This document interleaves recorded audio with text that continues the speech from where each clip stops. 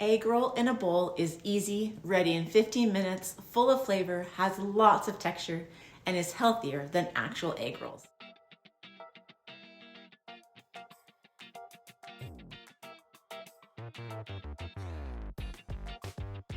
I have always loved eating egg rolls, but since deciding in August that I was going to be gluten-free, I sure have missed eating them. So in my search to find options, I found Avery Cook's recipe for deconstructed egg rolls via this egg roll in a bowl recipe.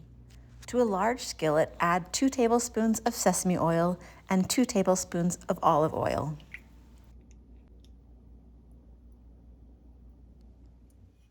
Next, add 1 pound of ground chicken.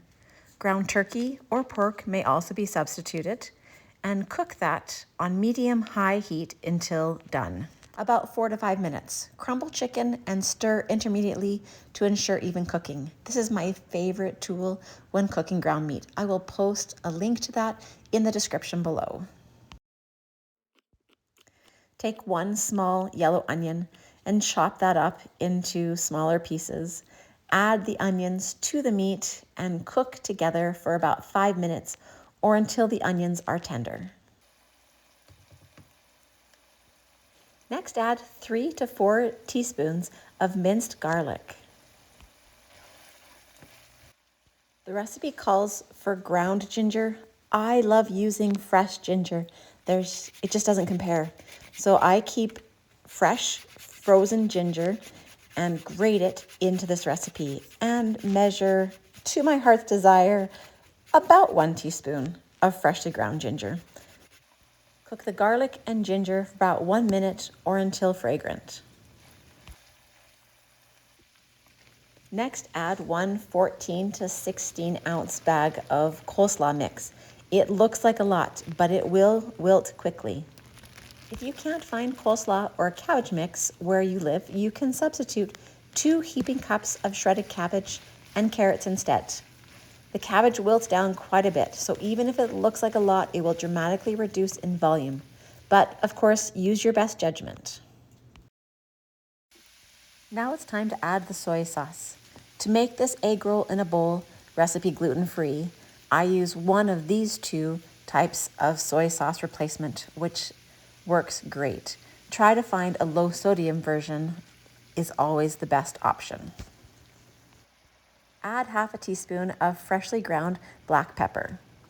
Stir to combine and cook for about 5 more minutes until the cabbage is wilted and tender.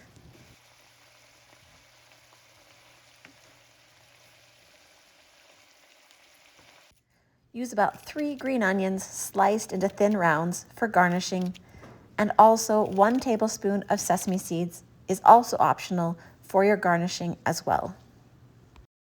I liked eating this recipe on a bed of rice. My husband, on the other hand, liked eating his in a wrapped up tortilla shell. You could eat it whichever way works best for you. That's what's so great about this recipe. If you're not feeling like Asian food tonight or have a lot of cabbage that you're trying to find recipes to eat it all up, my destroyed cabbage roll recipe is another great option. You can click on this link right here to watch that video. If you enjoyed this video, don't forget to give it a thumbs up. And if you're enjoying the content that I'm trying to put out on my YouTube channel, I would love for you to subscribe. Hopefully, I found a kindred spirit in you and that you would like to be part of this community. I appreciate your patience as I continue to grow and learn. I want to thank all of you that have already subscribed. I am so grateful and appreciate your love and support. And with that, I will see you all next week. Ground chicken.